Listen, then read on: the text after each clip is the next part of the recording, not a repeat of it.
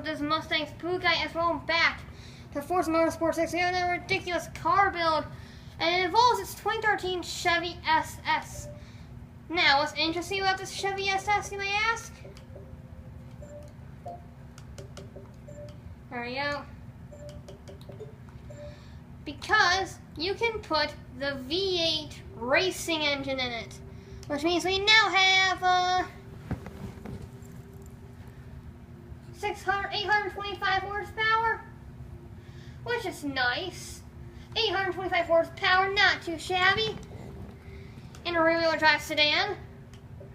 So we want all the downforce possible, because we're driving an 800 horsepower sedan. And I know you can take the restrictors off, so there's that. We're already in S-Class. We get 275s on the front. Not too bad, not too bad. Not too bad. And we get 315s on the rear. That's not too shabby either. And let's put all these parts on. Now the main concern is going to be the weight, because this car is much heavier than the Ferrari, which did a 1 minute, 33 second, 57 millisecond lap. So I'm kind of concerned about that, but we're just going to roll with it, because the car weighs 2 tons, 4,000 pounds. So I hope we have some serious weight reduction, like 1,000 or more pounds of weight reduction, because we're going to need it. We're really going to need it. And I'm hoping we can get a little bit more horsepower. I mean, I know 825 horsepower is quite a bit. But, yeah, I'm curious how a sedan will handle this. We've never driven a sedan in this, really. That lowers the PI for some reason, even though it increases turning. How much weight do we share off? 700 pounds. Great. And you take the restrictors off to get it barely in R class. Okay, what's our PI? 964 horsepower, 3,000 pounds, and 713 foot-pounds of torque. This is a 1,000-pound sedan, or 1,000 horsepower sedan. I'm curious how this will handle around Hockenheim. Okay, so we have our Chevy SS. And I actually made delivery for this, so that's all pretty cool. It's fast. It really has an issue turning. That's a trivial moment. It doesn't like the bumps, because that's not really supposed to happen. So it has a tad bit of understeer. The brakes are good. The brakes are good. Acceleration's decent, especially considering it's 3,000 pounds. This already comes with like 400 horsepower, I believe, 500 horsepower, which is very good for a sedan. But it's not the best. And we barely made the corner. Barely made the corner.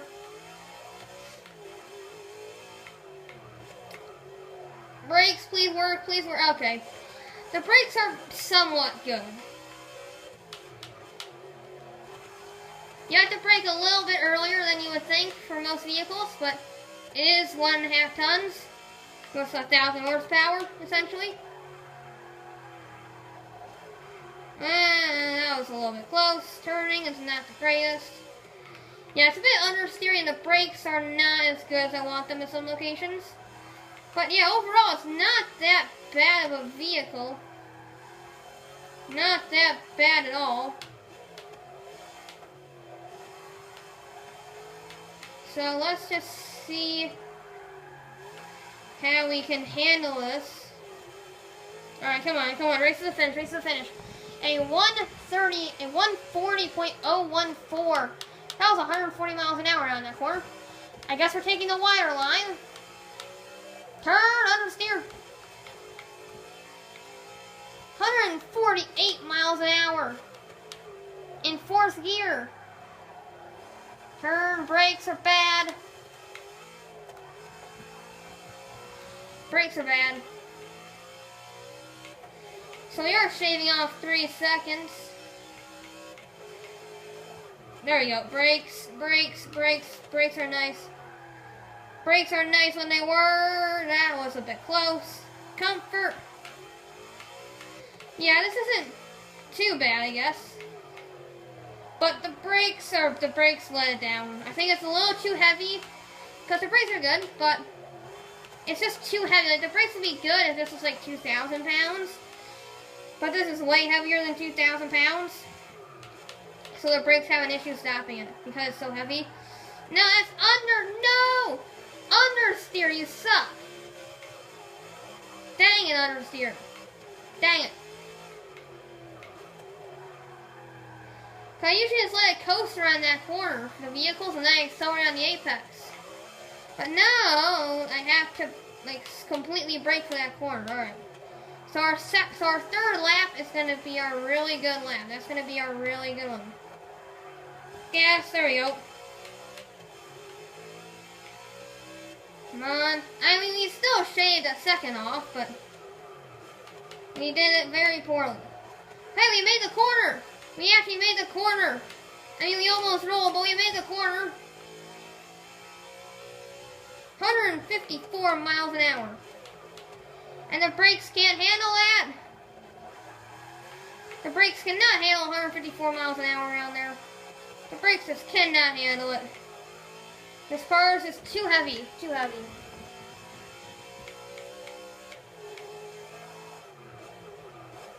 Brake in the yellows just so we don't die. We're dying anyway. Oh, we're fine. We made it. We're alive so far. Yep, we're alive. We're good. No problems here, people. I was not looking at... Okay, then that was my fault. Well, this lap time was great.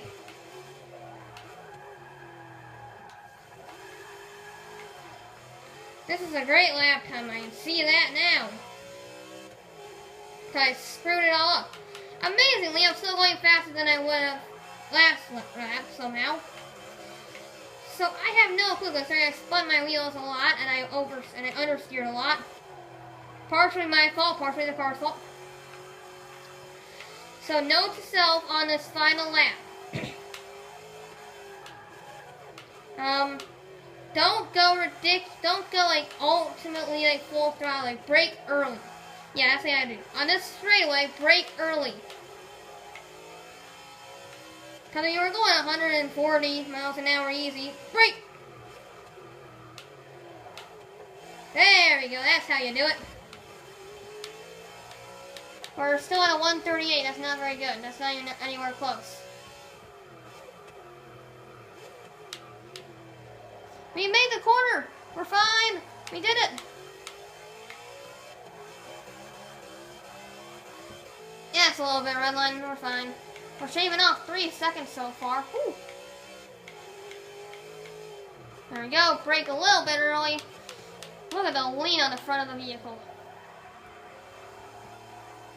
Oh, that was beautiful. That was beautiful.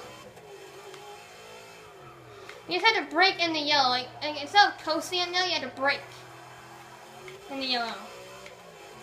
Because this vehicle does not like to get stopped. It was nearly 1,000 horsepower. It's a bit of a challenge. That's sand. I'll go in the sand. Thank you. Brake in the yellow, we're fine. Coast and gas. Go. Come on, car. It can at least make this corner at full throttle and then brakes. There we go. There we go. Gas, go, go, go, go. Go, go, go, go, go. Go. And across the line. Oh, we may have some time. We may have a lot of time.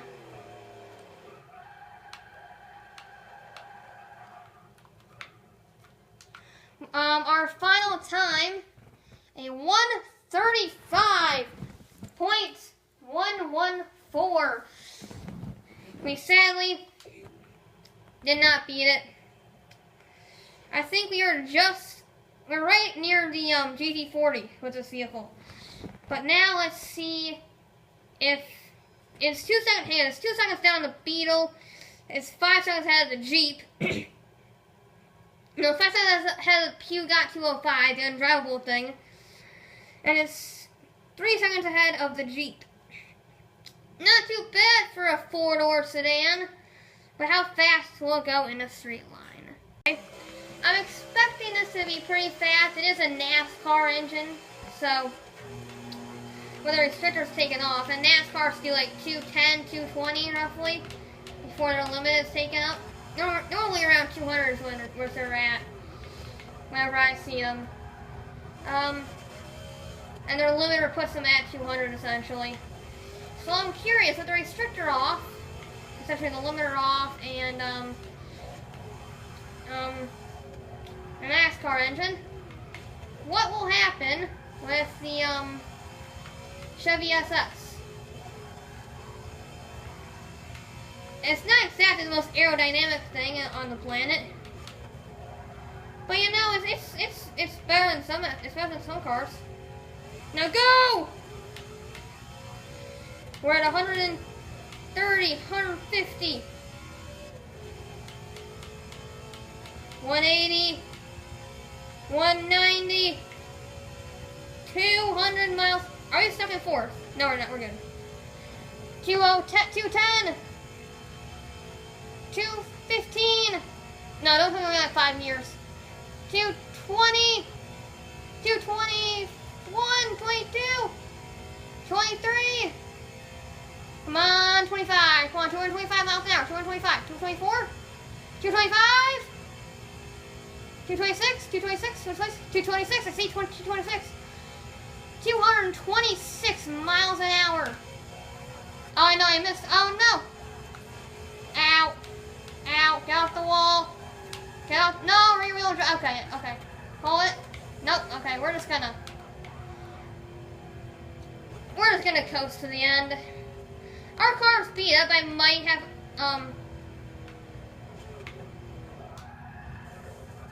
I may have had an issue with the turn. I may have turned a little too early, and now my side's all scraped up.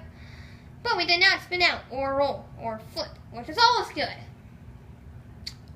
226 miles an hour, which I believe puts it in second place. So this car, actually pretty good.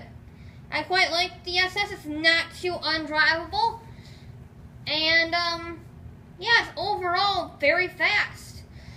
But its weight lets it down. But anyway, guys, that is it for this episode of Forza Motorsport 6. I'll be back with more.